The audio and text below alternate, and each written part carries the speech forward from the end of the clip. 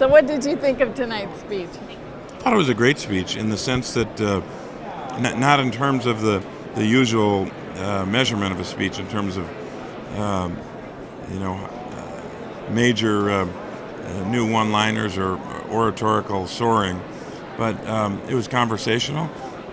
I think it was an honest assessment of where we were when he started, where we are now, but also a good assessment of where we got to go and what we need to do as a country to figure out a way to come together to enhance economic security, national security, and to fix what's wrong in this place.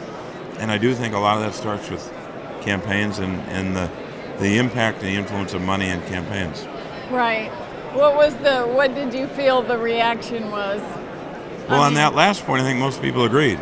Right. Even people that are unalterably opposed to the president on everything, and there's some here that oppose him on every, I can't think of something they agree with him on, but I think even they would agree that the way campaigns are financed, the time that members of Congress put into raising money is having a terribly adverse impact on policy. And the public certainly agrees with that. So what has to happen for there to be some movement? Well, I think it would help if more of our constituents demanded that we vote on campaign finance reform, or demanded that we figure out ways to reform the system. It won't happen in a year. It'll happen over time, but I hope folks would stay focused on holding all of us accountable to make those changes. What did you make of his remarks about Syria? Well, I think he gave a very strong message about our determination and his determination to hunt down and kill terrorists and to keep a focus on folks who would bring us harm, and reporting a little bit on the progress made against ISIS.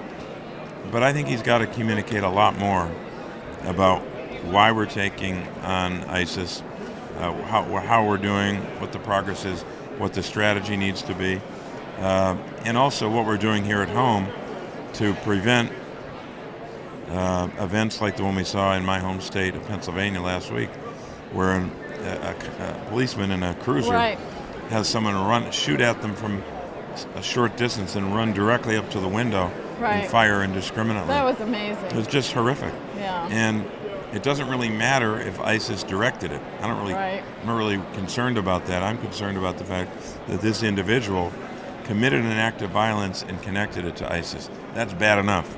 So we've got to figure out ways to prevent that from happening. How do you think your constituents, when they see something horrible like that happen so close to home, what does that make them think in terms of policy?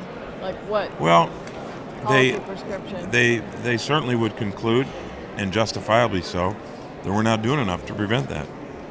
And I think sometimes a mistake made down here, this happens in the administration, happens here in Congress, that Homeland Security is often mostly about what happens on the ground in communities.